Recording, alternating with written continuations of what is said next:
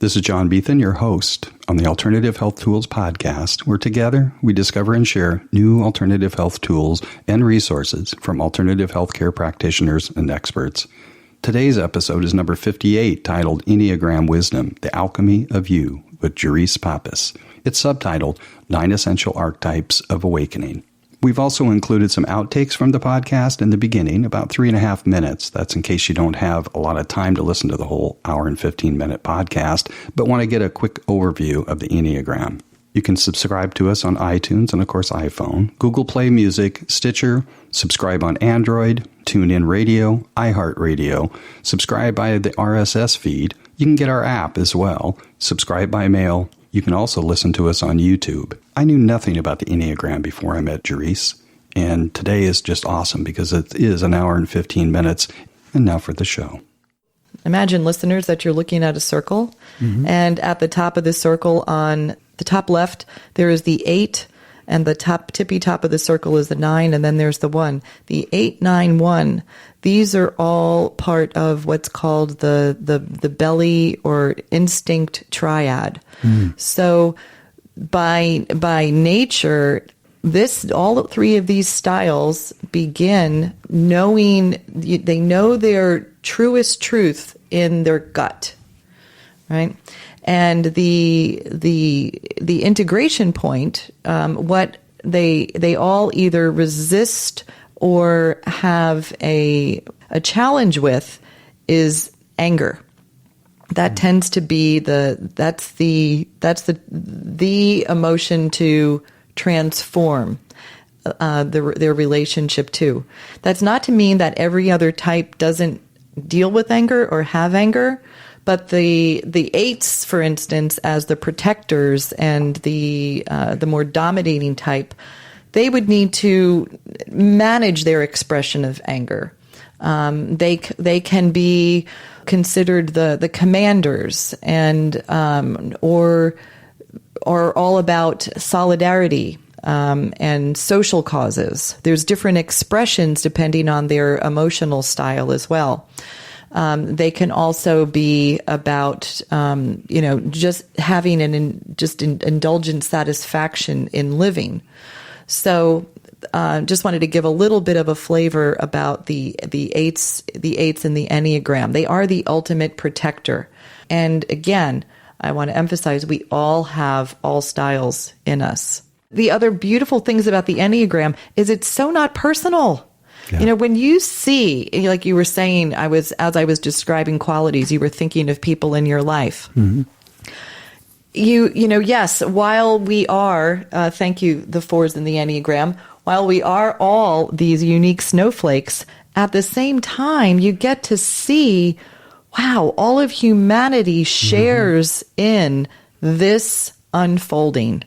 And there's so much more to us as humans, but it explains a lot.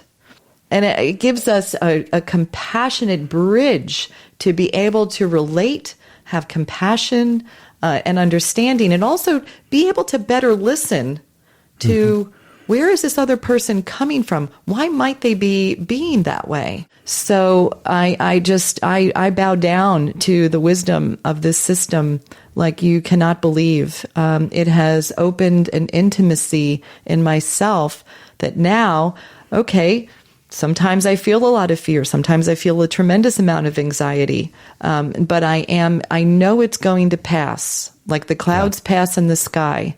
I'm grateful for the support system that I do have. I have one. And it continues to open me to living in faith.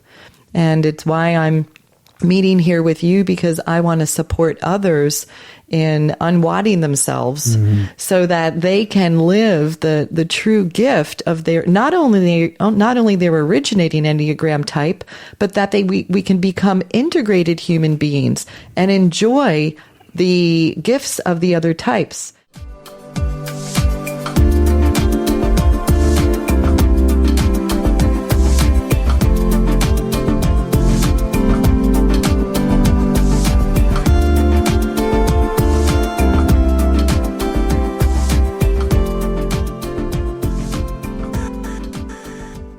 Welcome back to Alternative Health Tools. My name is John Beethan. I'm your host. And today we have a really special guest, somebody that's actually in one of my referral groups here in Carlsbad, California. And Gerise has been studying the Enneagram for how long, Gerise? 15 years. Okay, and how do you properly pronounce your last name? Pappas. Pappas. Sounds Greek to me. Very good. Yep. A story in New York. Originally Papademos. Uh-huh. Awesome. Yes. But I understand you weren't in New York all that long, right? No, just a few years. Yeah. I consider myself a global citizen. And I'm glad I'm from New York, though. Yeah, I love New York. Absolutely love it. Yeah.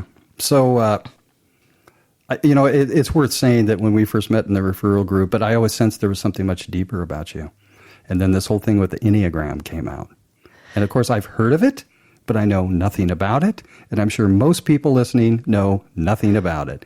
And we are graced with your presence today to let us know about it. So a little history about the Enneagram would be a lot of fun. Well, thank you, John. I recall when I was in that networking group that morning that what I wanted to say was my true passion that I moved to San Diego to lead with is to share the power of the Enneagram and what the Enneagram has opened up in my life. So it's perfect that this is the first thing we're really doing together from a business standpoint out of that networking group. So my life unfolded in ways that many people's lives unfolded. At first, we are born and we're these beautiful baby beings and with our eyes, full of pure possibility. And then there's what I say, life happens. And to skip to, not going into so much story, but it sparked in me, in my particular soul, a longing to wake up, a longing to be as conscious a human being as I possibly could be. And so... Can you actually identify that feeling?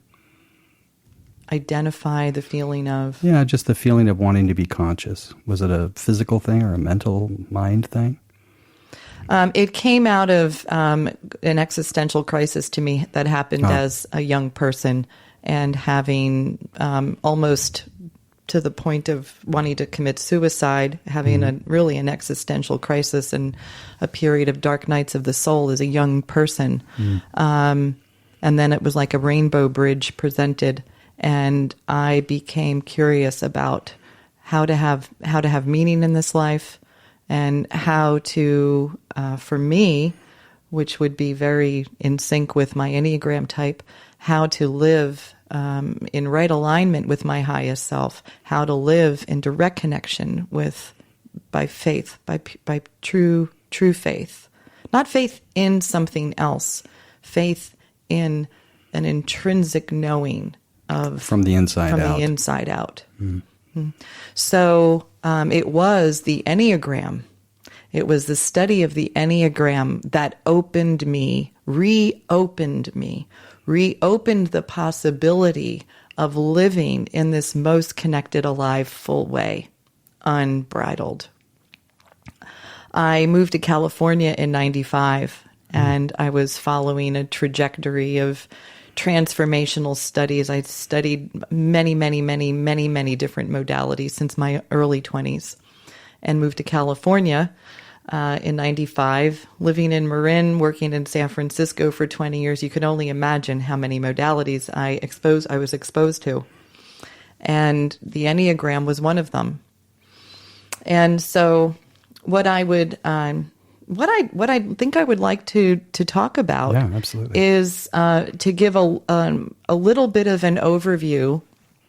This is to give a bit of history. The Enneagram is an over 2,000-year-old system of understanding the nature of humanity. It has...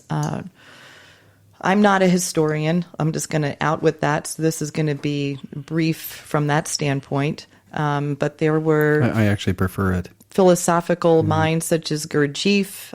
So it was arising in the East. It was arising in the Middle East. And so these minds were uncovering this this way of knowing how consciousness moves through us as humans, essentially. Okay? So it's a little bit like unlocking the Da Vinci Code. There are brilliant, brilliant minds all around the world right now lending themselves to unfolding the brilliance of how we can know ourselves more truly. So there's many different lenses to look at the Enneagram from and through. The one that most resonates with me is a more spiritual one. And I think of all of us being these beings that have a holographic map living inside of us. And so imagine that consciousness comes through us, a bit like a prism, right? And you have this collective prism of humanity.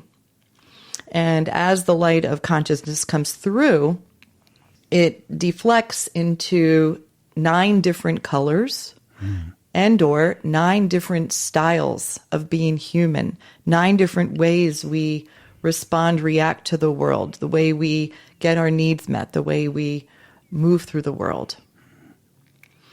And this can be seen as early as when we are little children. When we're little children, life happens. And something happens and we make decisions, right? So, of course, this is all audio, but so for our listeners, imagine that you're looking at a circle that is shaped like a round clock. And at the top of the clock is the number 9.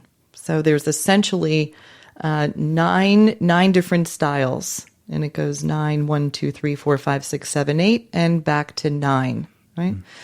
9 is at the top of the circle because the little nines in the world are the ones who are truly most connected to the oneness, to source. So these little beings were born and decided when life happened, they made a decision a little down the ways that maybe it's safer to not be important, to not be separate. These beings are more concerned with peace and unity and oneness. And so the feeling to, how to not be separate. And so as children, they decide, I want to avoid conflict. I want to avoid that feeling of separateness, right? So it's the 9s are almost like the untype type of human being. Almost like an anomaly? Almost like, exactly. Not wanting to be seen as a specific form. So then you go to the one, and we're going around the clock. Now we go to clockwise. Clockwise. The one child they are fixated when life gives up one of their first blows, so to speak. They want to return to the amazing perfection of God.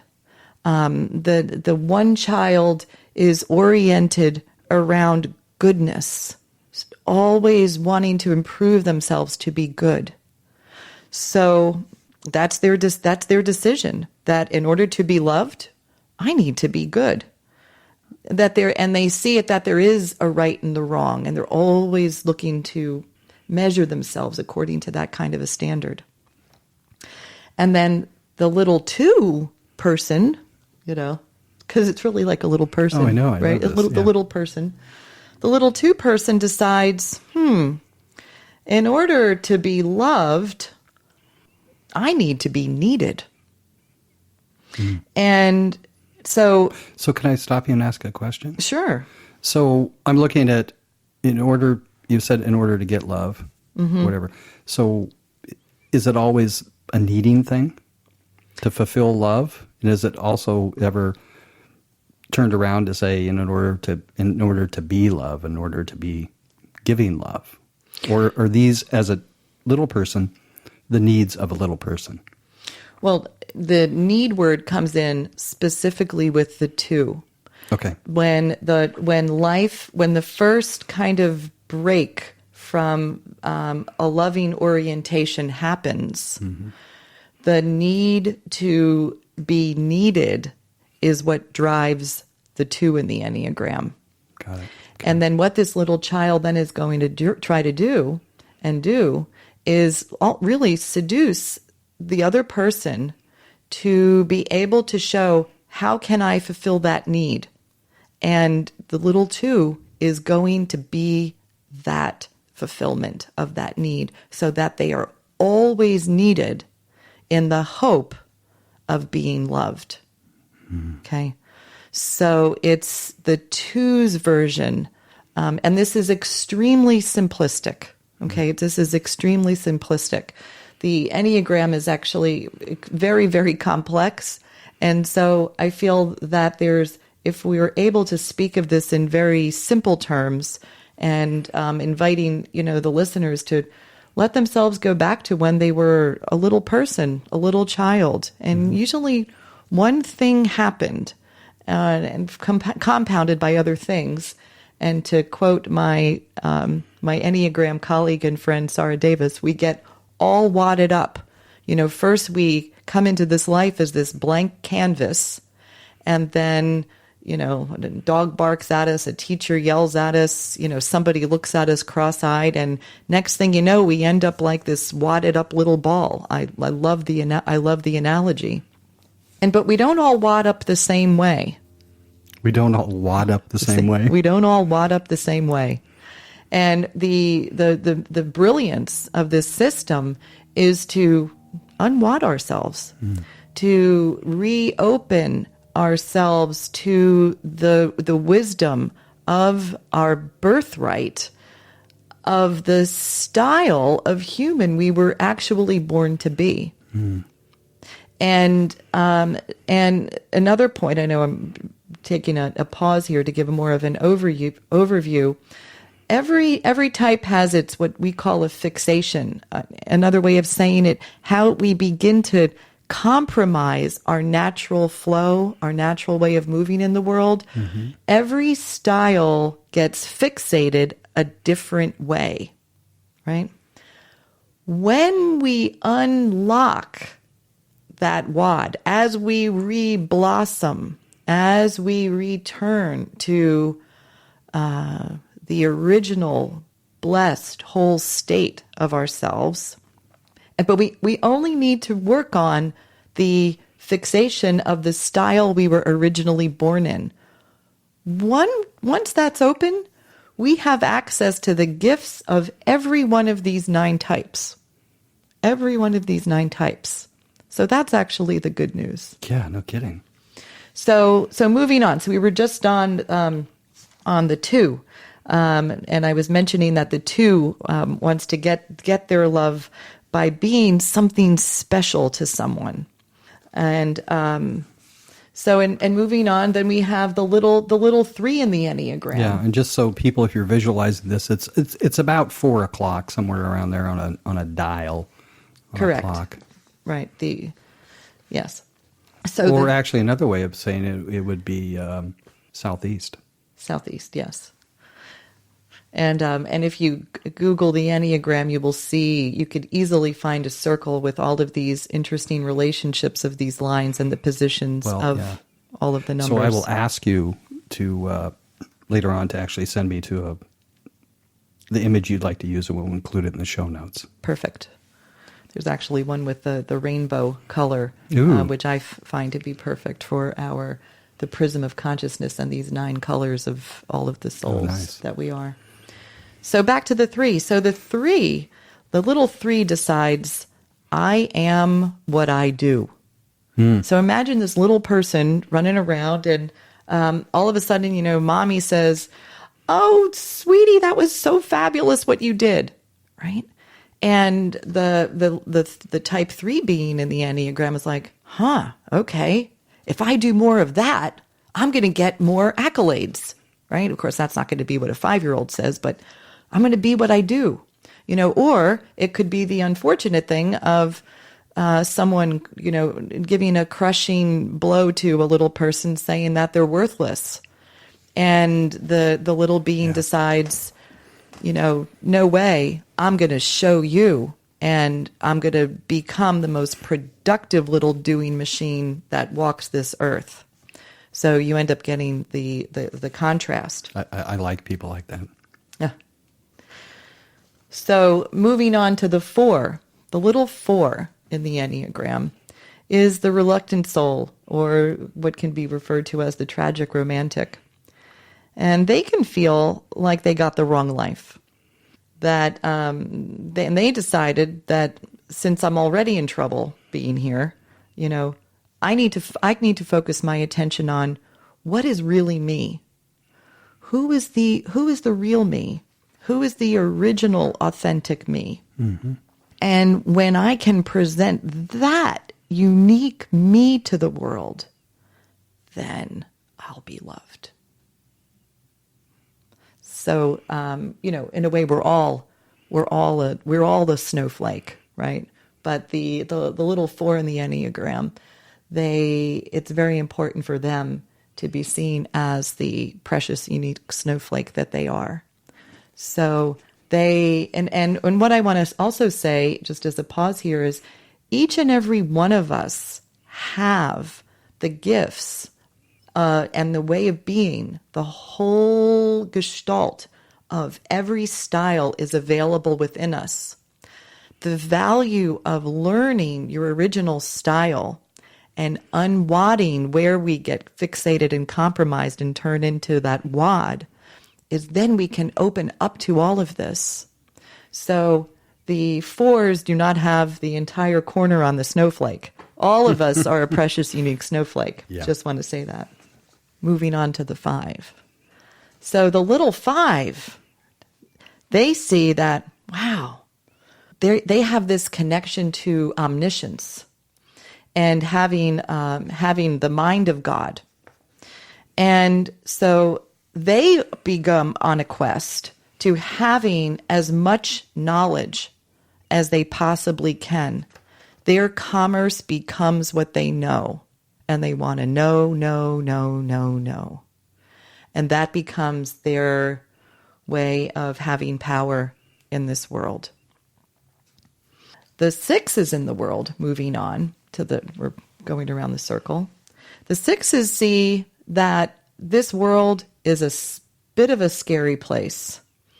And there is a lot that's uncertain. And the 6s want to we're essentially on a quest to have certainty. Because it seems as though in this life, the other shoe could always drop. But one of the gifts is that the 6, the unwadded little 6, has this connection to faith.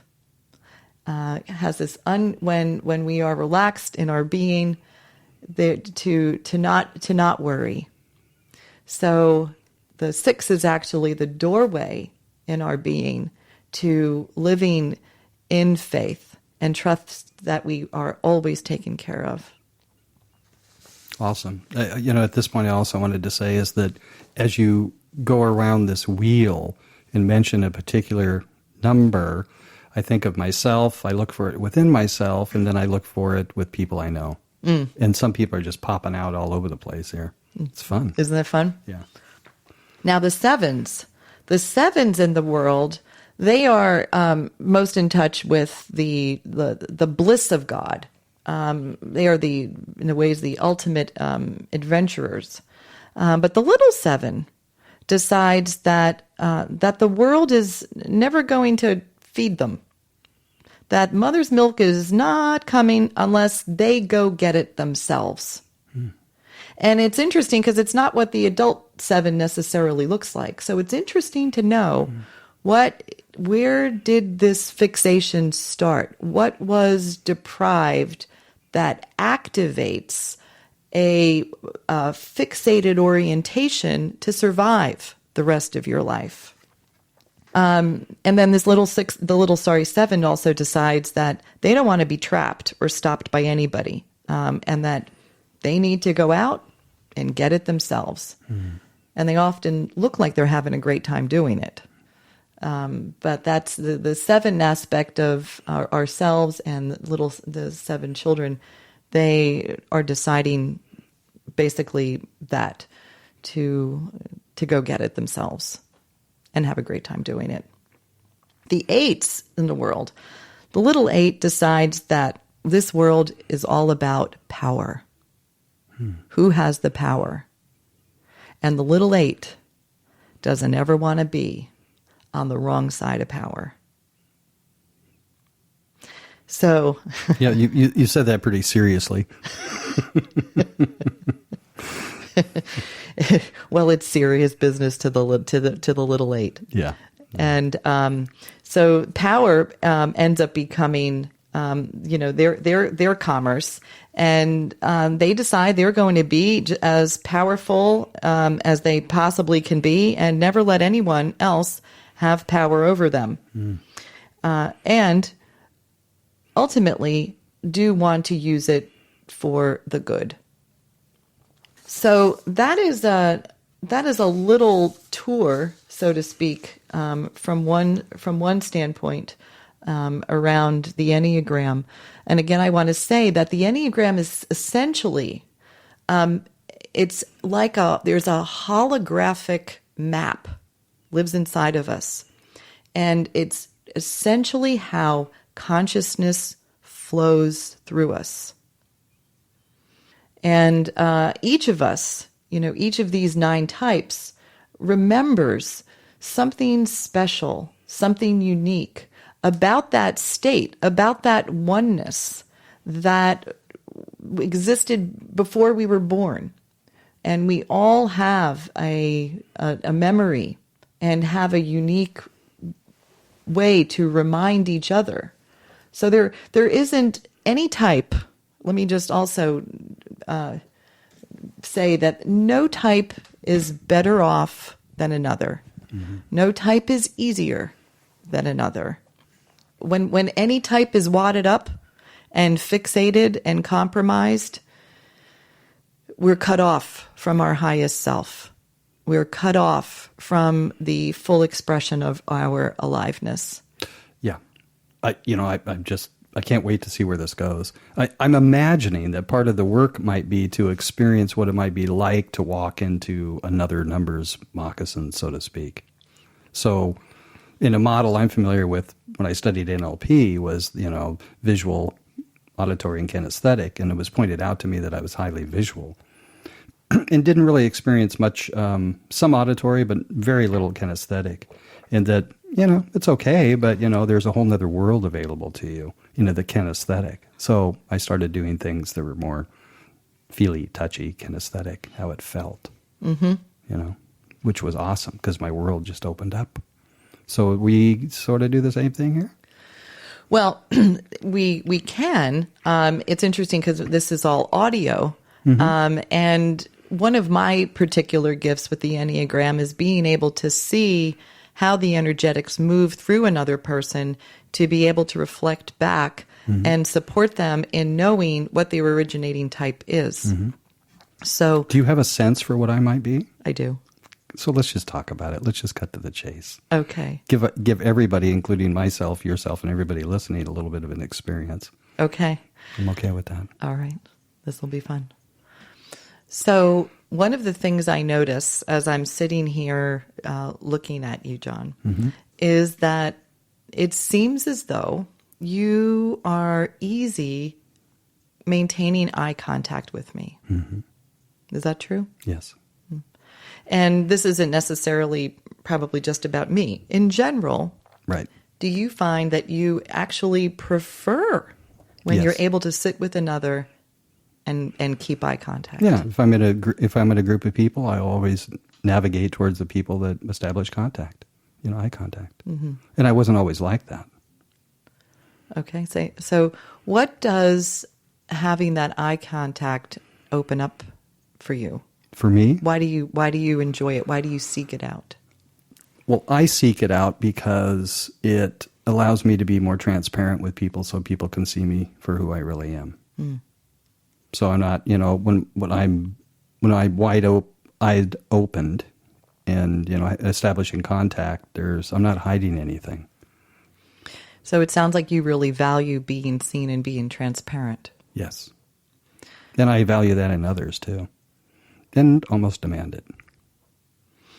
So this would be a very wonderful place for us to lean into, wouldn't it? Lean into? Sure. Lean into. To begin to get to the originating motivations of your type. One thing that I also want to say is that behavior does not distinguish type. There can be 10 people doing the same behavior, right?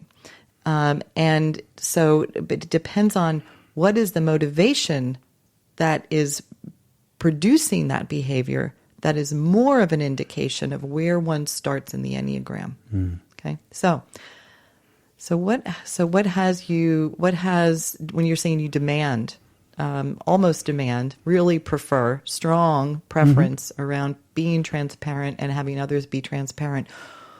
Why? Why in myself or why with others? Both. Well, when I if we're just talking eye contact, then I'm more in my body. I'm not in my head. I'm in my body. I'm in my heart, and I can feel it. Mm-hmm. And I'm aware of the tingling in my toes if I have that. Mm-hmm. And with other people, part of it is just a willingness, wanting to give somebody a different kind of an experience than they might have with most people, and let them know it's okay, and let them know that they can be loved without having any kind of hidden agenda or anything else. Mm. To be able to walk around this world, to be open like that, it's really just fun and quite lovely. It sounds like it's you're actually saying that it's maybe even our birthright to be able to be that way. That it is. I would say that. Would you say that at your core, you enjoy providing a safe space in a way, living that way, so that you are then leading the way for others to feel safe to fully be themselves in this world? Very well said. Right. I'd never used the word lead before, but obviously that's a part of it. Right. Thank you. I'm sitting here with goosebumps right now. Yeah, me too. So there is one particular place on this circle of the Enneagram. Mm-hmm. There's one particular style that has this gift that you are giving me, even in this podcast, and others, through your eye contact, feeling your presence, you're bringing yourself into a grounded, present place of safety and knowingness. And then in doing that, you're also opening making it safe for others. Mm-hmm. The 6 in the Enneagram is the type that can have in their highest place, right? We actually went to in your answer, because you've clearly done so much work on yourself, we're going to one of the highest expressions of 6. The 6 knows that no one is better or worse than another. Absolutely. And we are able, I say we because I'm also a 6. Oh, awesome. Welcome. Thank you. It's good to be here. And nothing delights us more than being able to provide a place for authenticity, safety, and realness for people to show up in their truest, highest place. that is the ultimate gift of the 6. Yeah, and we're looking at the chart right now. Faith, support of God, no need to worry. Right. That's so powerful. It's very powerful. So let's lean in a little bit more here. So you were saying you weren't always this way. Right. So, usually we got bumped up against by life at one point or another. And clearly you've done your work and unwadded yourself, to use that term. I actually love it, unwadded. Unwad ourselves. After this is over, I'm going to get a piece of paper, wad it up, and then unwad it consciously, right? We did this the other night at the meetup. It was fantastic. Really? Literally. Yeah. It's quite visual. Just wadding up a piece of paper and then opening back up again, reopening and being yourself conscious to of it. Being conscious of it and reopening yourself up to the blank canvas that you started out with. Awesome. And then goodbye and then hello again. Yeah. So the thing that can unravel a 6, the thing that can, shall I say, have us contract and wad us up, can be if we begin to believe our mind around thoughts that start that snowball of doubt, where we start to doubt ourselves, or we begin to be afraid of the other shoe dropping. Have you ever had any experiences when you were younger that had you not trust life? Oh, yeah, several. Want to say a little bit about All it? right. So, I mean, basically, I'm having memories pop up right now. So one was 3-4 years old, sitting in front of the television one afternoon, watching Liberace play piano, because I have a music background, right? And I just was crying. And my mother honestly didn't know what to think. So there was a sense that maybe that didn't feel too safe for her. And I sort of think my parents largely didn't know what to do with me because of those things. And then, what had you crying? Tell me. The music. You were so moved. Oh, yeah. Absolutely. Crying, not from pain, but from just joy. Joy. You were blissed out. And I've had several of those experiences, and often with music. Okay. It still comes, but, love it. And then what would you say little John decided when your mother didn't know how to relate to you? Well, I think there was a period where I shut down. Because in a sense, I think I probably, little Johnny, because they used to call me Johnny, Johnny probably thought that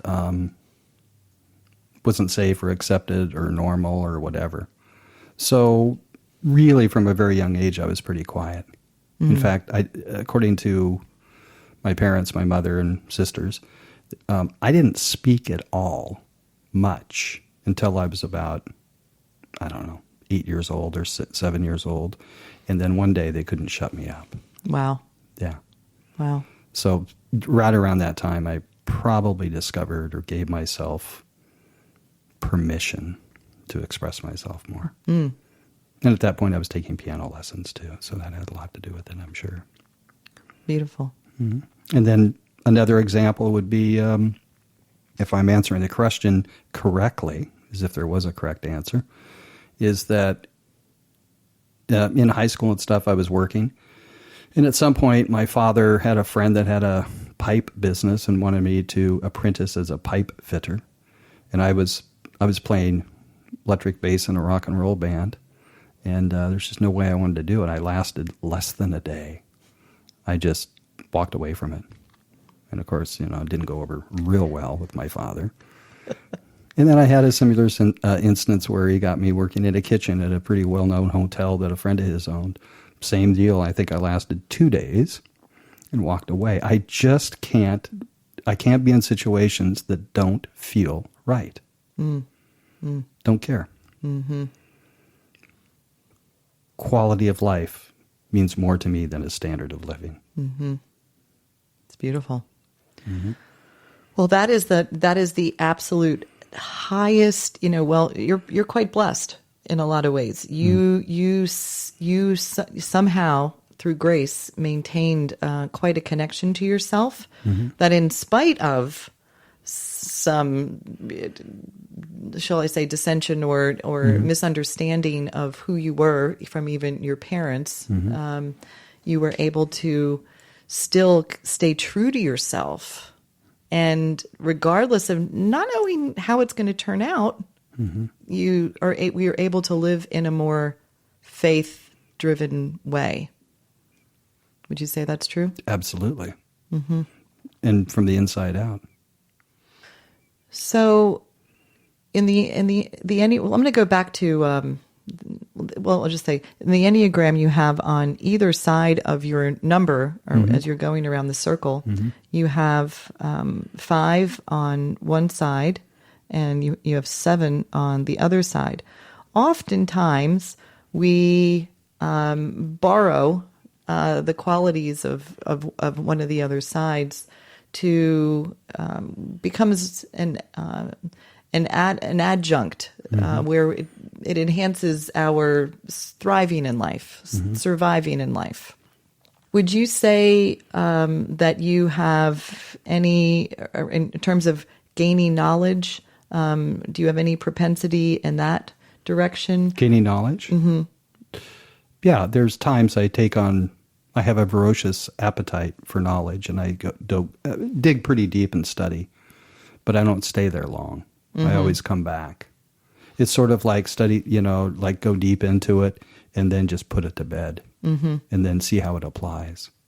So that came largely from 25 to 32 studying at a place called the Lewis Foundation, and the program was meditate, study, apply, repeat. So it was just like study, meditate, apply, and see how it applies. And so and it's been a lot different for me lately. Yeah. So that's more of a dive to enhance your passion than.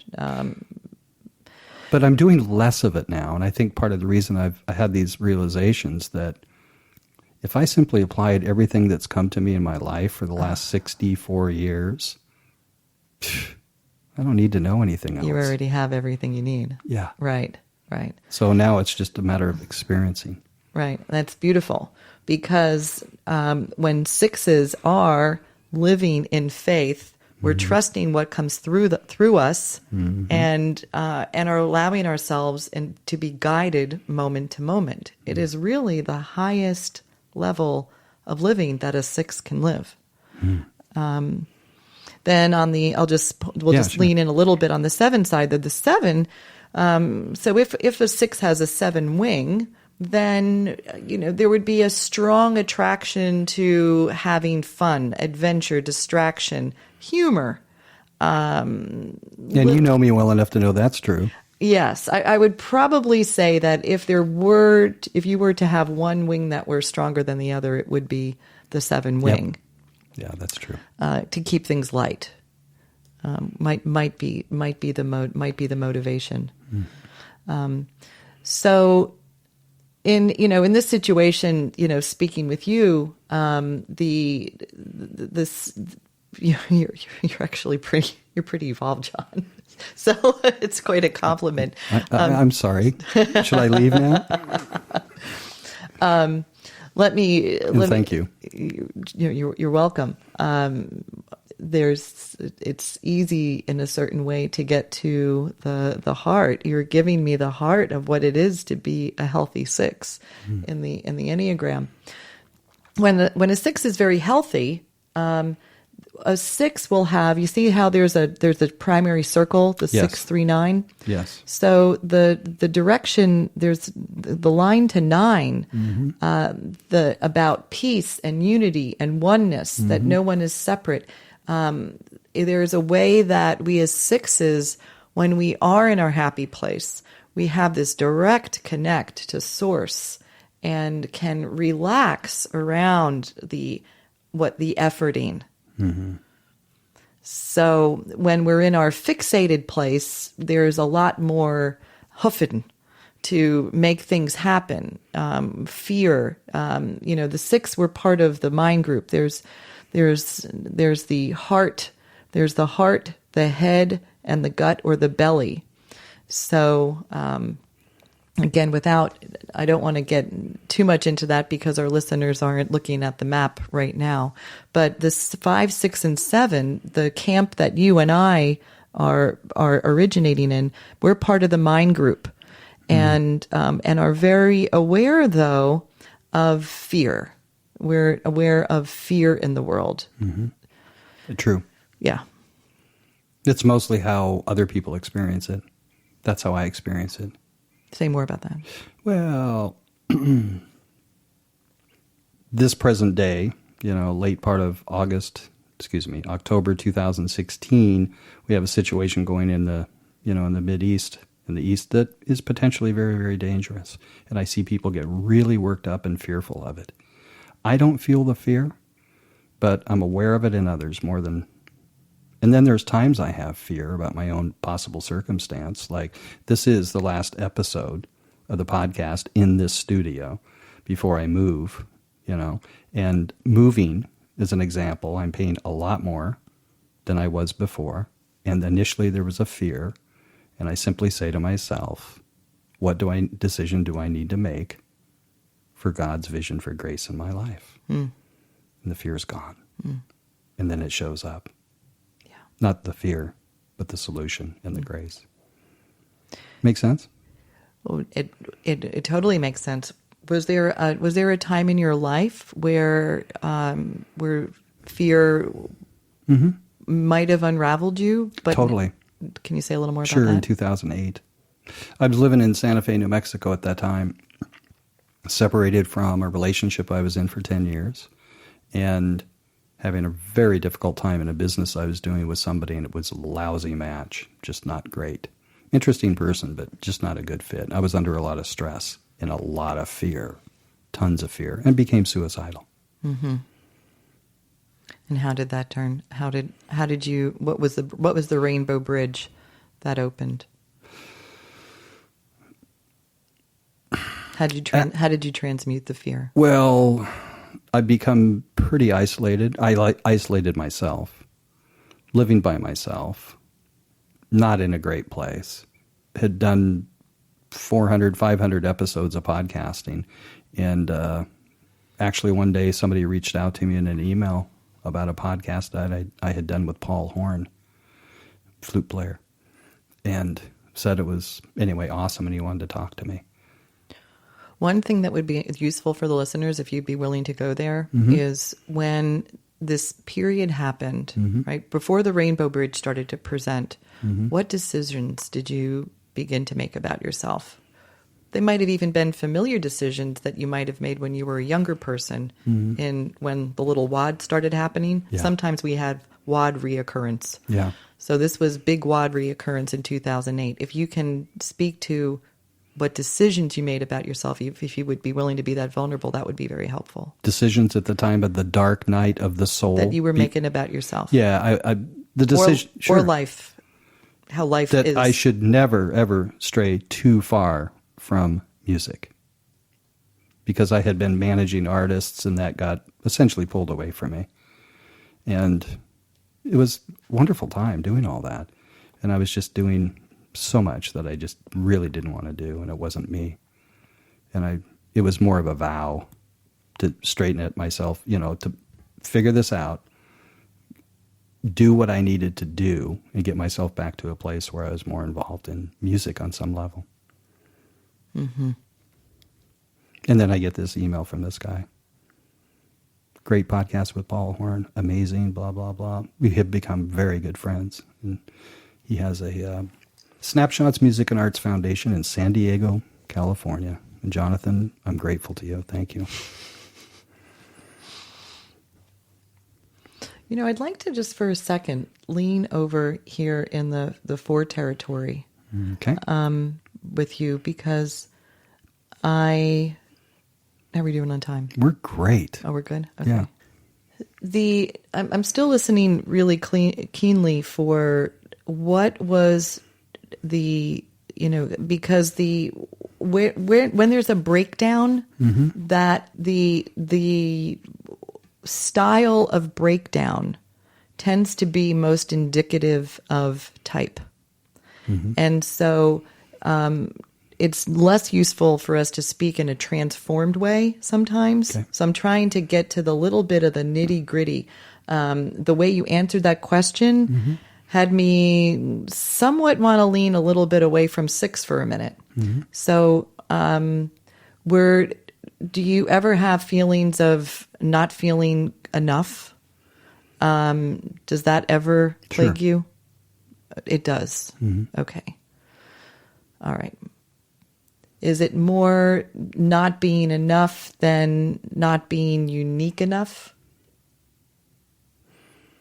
No, not really.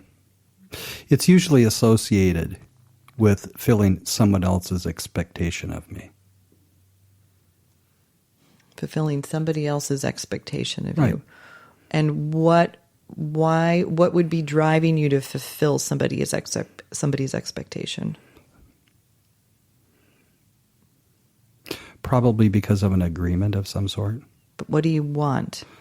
What are you trying to get from them by fulfilling their expectations? What do you need? What's the need that you're trying to fulfill by fulfilling their expectations? I'm a little lost here.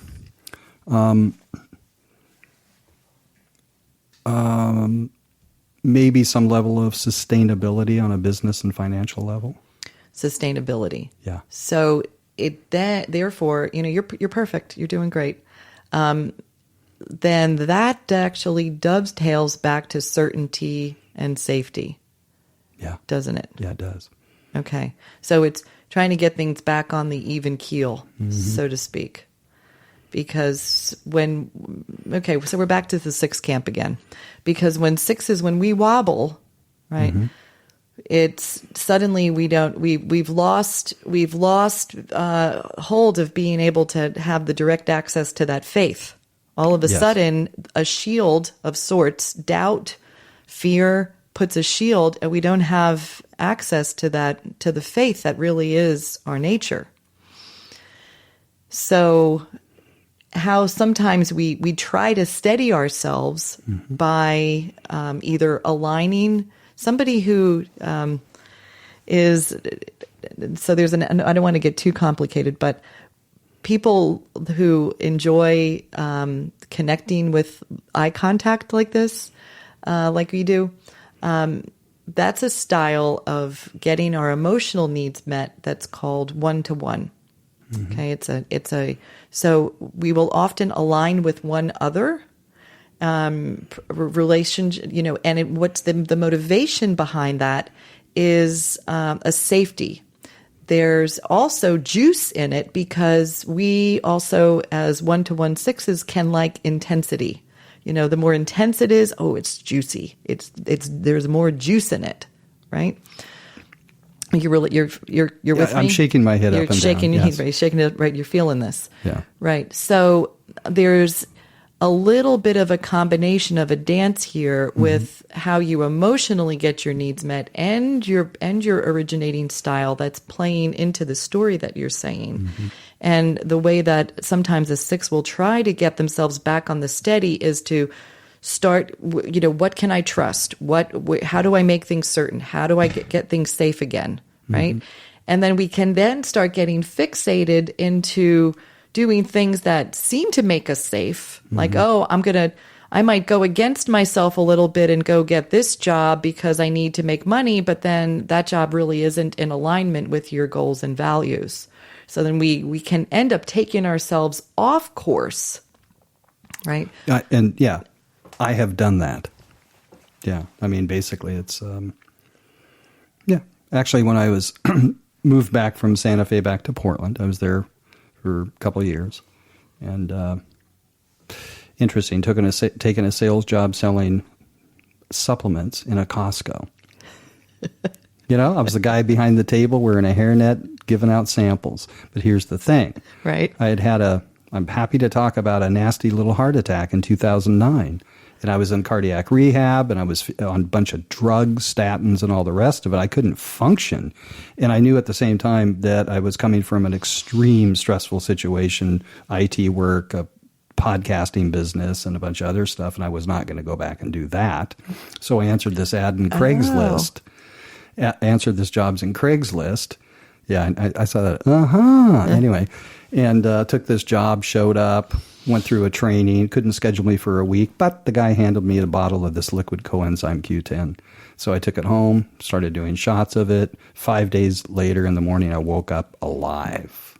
And I hit the sales floor at Costco and became one of the top salespeople in 2 weeks. And then things got better and better and better and better, and everything was great. And I was making really good money and traveling, which I love to do, and flying all over the Northwest, training people, created this university for training because I had an IT background. I developed websites and stuff, but I couldn't get around. So I did that, and the company sort of took notice and then moved me down to Carlsbad. And then laid me off, which I was extremely happy about because I was so unhappy. Because once I got out of my own doing it the way I wanted to do it and the freedom I had, which I worked extremely long hours to create all this stuff, but in a corporate environment, in a cubicle, Oh my goodness. Didn't work for me at all. No. Nope. That wouldn't work for me either. Nope. You know, I'm just remembering, this is a little bit of an aside, but I also enjoy listening to Adyashanti. And one time Adyashanti was making this analogy about taking antibiotics, right? So the analogy is when doubt and fear will take us off course, right? And then things can show up like taking a job selling supplements at Costco, right? That's kind of like an antibiotic in a certain way.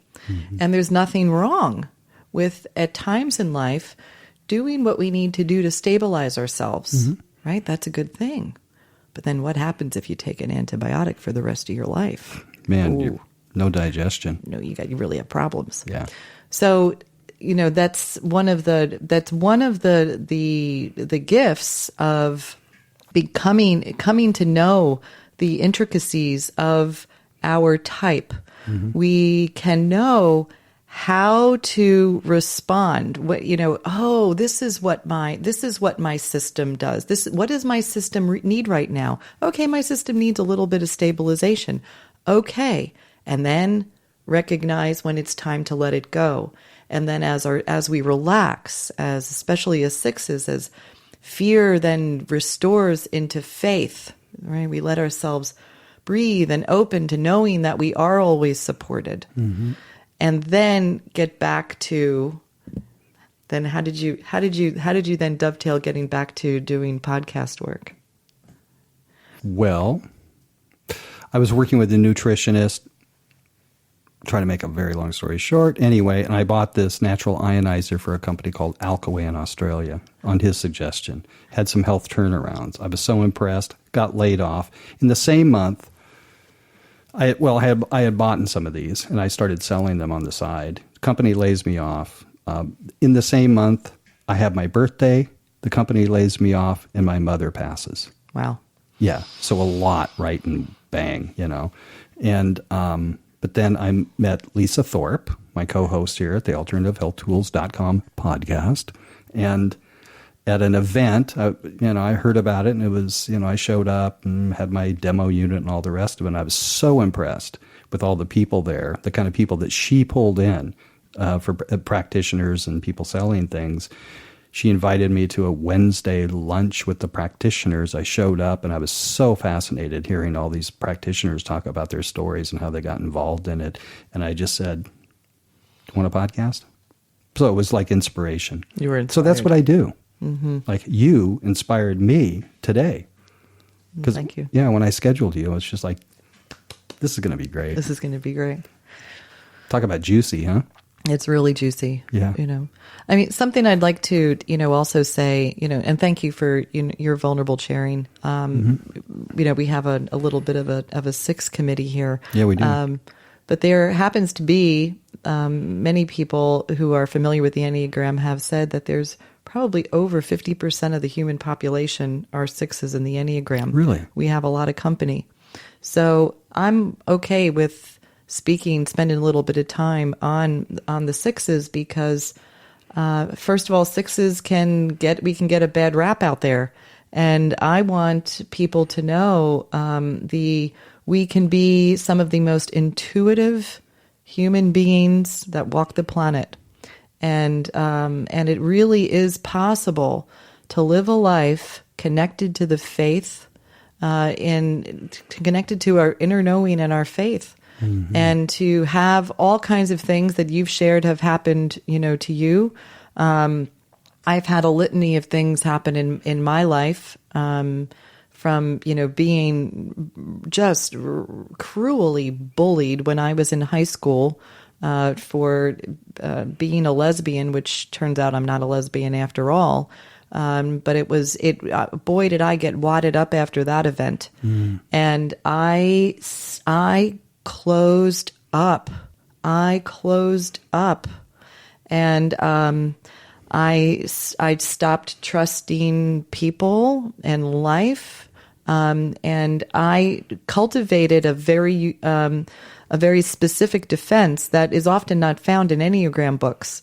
It's called the counterphobic 6. So then there's the 6 that looks really confident, but it's actually this gigantic glass wall of defense that nobody's really going to, I made a decision that nobody was going to hurt me like that again. Unfortunately, then created a wall where no one was then able to really be intimate with me, but not even myself. I forgot, the 5, 6, 7, this is all the mind group, right? And the fear group. This impacted me in such a way where I became defended against the fear that was inside of me. There was no other system until I came to understand the Enneagram that pointed me back in to myself to be able to see, wow, this bravado that I'm going through life with is a defense. The one of the terms for being a 1-to-1 6 is strength and beauty. The Wonder Woman archetype of the world. So I could dress in this beautiful ways and look like I have it going on and look like, everybody would be in relationship with her. Meanwhile, I was lonely. It was all a defense against ever being hurt again. So I bow down to the wisdom of this system like you cannot believe. It has opened an intimacy in myself that now, sometimes I feel a lot of fear. Sometimes I feel a tremendous amount of anxiety. But I know it's going to pass, like the clouds pass in the sky. I'm grateful for the support system that I do have. I have one. And it continues to open me to living in faith. And it's why I'm meeting here with you, because I want to support others in unwadding themselves so that they can live the true gift of their not only their originating Enneagram type, but that we can become integrated human beings and enjoy the gifts of the other types. Maybe we can flip the chart to, I don't know how much time we have. There isn't, the Enneagram is a system unto itself. A lot of these systems, numerology. It was actually the one after the chart we had up. A lot of these systems that are true, they tend to affirm each other. I'm not a numbers person in that, but yes, is kind of ironic that 11s and 9s show up a lot for me, more 11s than anything else. Just saying.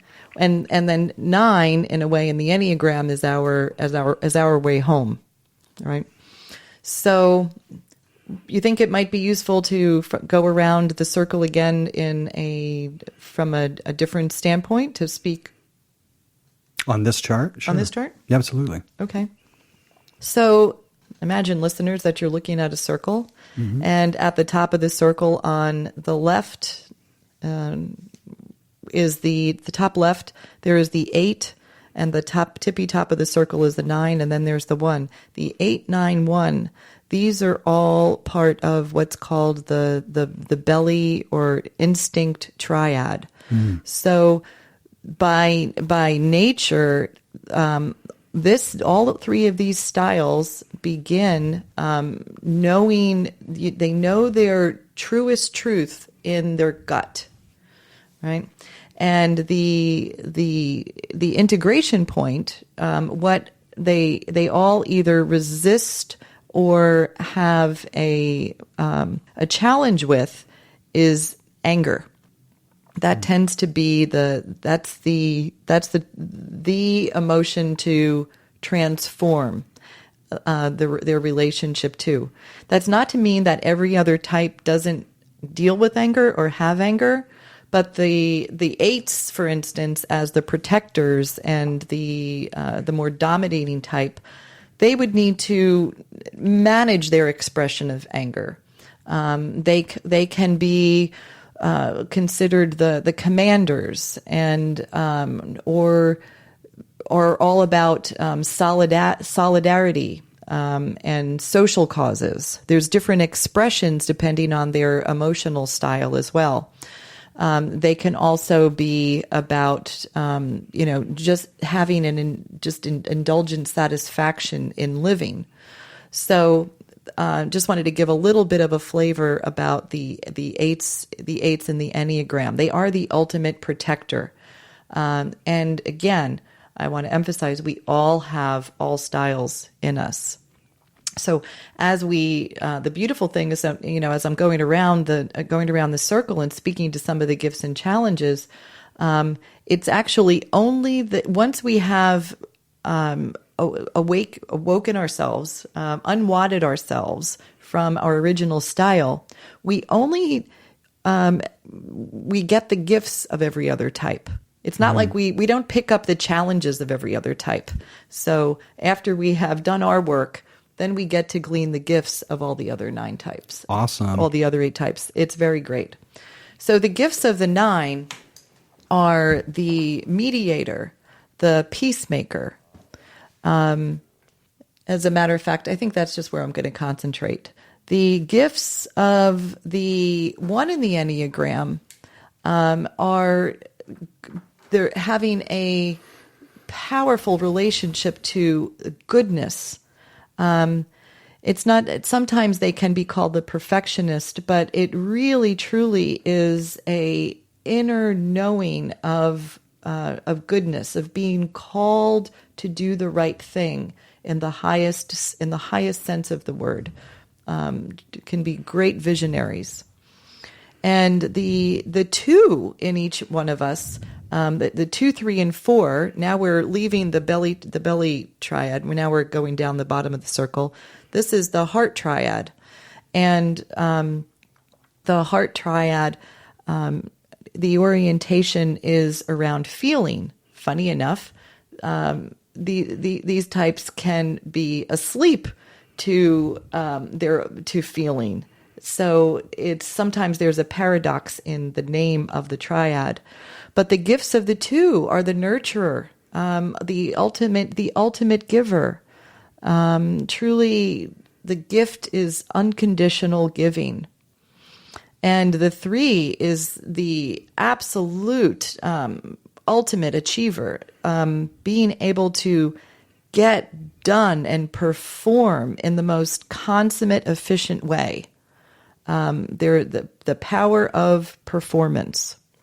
Not the on-stage kind of performance, the other kind of performance. And then the 4 in each of us, the 4 qualities are really owning and celebrating the unique snowflake that we are. That celebrating, being able to be real, being able to be our unique, original, individual self. That is the gift of the 4. And what being around an awake 4 will also awaken that in ourselves. The gifts of the 5, the observer. The 5 is often known as the expert, and so there's a way of unapologetically knowing the having the knowledge. That unlocks the keys to the kingdom. The 5s have that kind of an omniscient mind. So the gift is being able to open to that part of ourselves as well. And now we're back in the head territory. The 6, can be known as the loyal skeptic. So, know anybody who's skeptical, John? Yeah, I most of the time I think it's pretty healthy.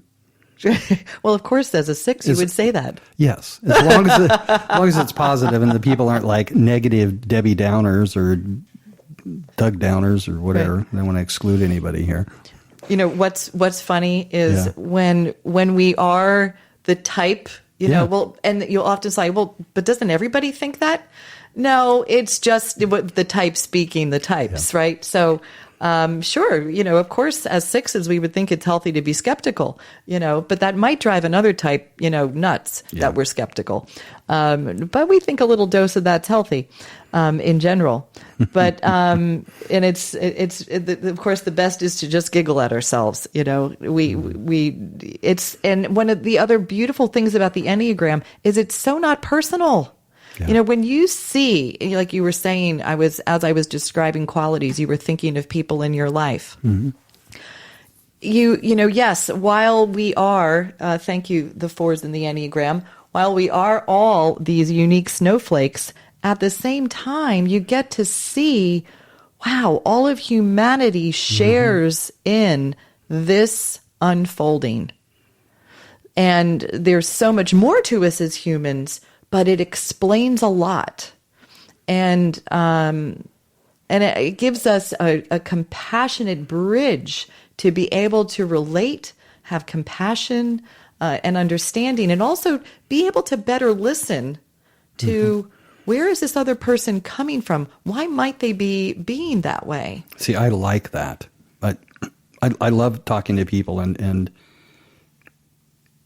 not agreeing with them.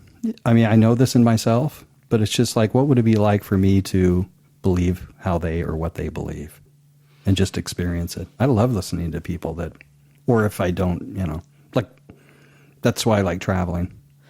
Yes. Just meet a bunch of different people that are completely different. And come from a different place. Yeah. Approach life from a completely different place. Right. Yeah. So, and just moving on to the 7, last but not least, to finish the inside of the mind group. So the 7 is known as the epicure, the adventurer, they can be the social visionary as well. They love to taste life, just really enjoy, indulging in whatever would be an adventure. It could be an adventure on the mental plane. It could be an adventure on the physical plane. So they just, again, I'm going back to what I was saying about bliss. So they are the ones that love, or the gift of the 7 is to return to our original connection, to be able to be human and connected to that bliss in ourselves. Mm-hmm. Awesome.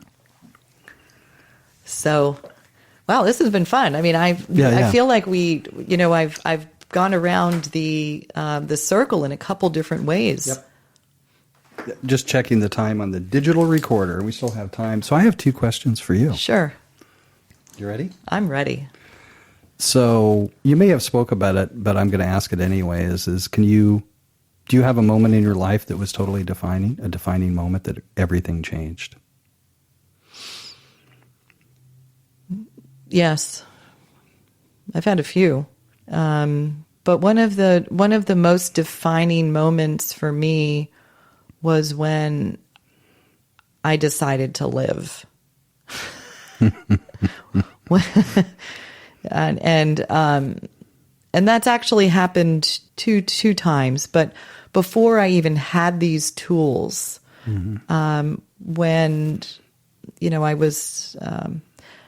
I was raised Catholic, and I took to heart some of the dogma that, however my mind worked at the time, it had me believing that I was a bad person. I remember as a kid having the, pardon my French, the bejesus scared out of me about having sex before I would get married. So you combined that with being socially bullied. It was a rough beginning. Yeah. It was a really rough beginning. So there was a point in my life where, believe it or not, the headmistress of this high school, absolved me of my final exams. I had already, I was on the dean's list prior to basically having, what was a breakdown at the time. Mm-hmm. And I was given a reprieve. I was given an emotional reprieve. And I went away to college, and that was when I really started to explore other dimensions, other ways of understanding myself. So that was a defining moment. Awesome. And if there's one thing you think people need to hear or know, one, like a health tip, what's the healthiest thing you would say to somebody that you could say to everybody that would be the same? Love yourself. Love yourself. So I'm going to take it a little deeper myself, which is, how would you start if you didn't know how? Well, how I start is I actually start with the Enneagram, because one of the toughest moments to love yourself is when you're feeling badly, or if I'm feeling extremely anxious, or if all of a sudden if I start to feel myself overcome with fear. And so it's those moments that I remember what my Enneagram type is, and that I'm not this fear. I'm actually not this anxiety. This is a mechanism that lives in me, but it's not me. And so I meet myself. I soothe myself. I relax myself. I begin to remember who I am by relaxing away from the fear. And usually I do that with calling a beloved friend who I know will remind me sometimes. So there's, depends on the day, how I do it.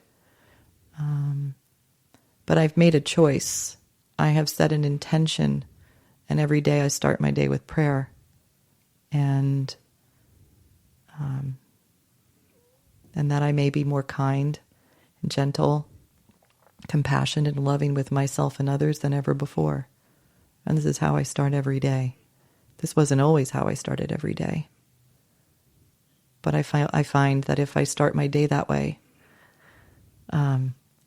it's going to be an easier, it is easier for me to remember the love that I am.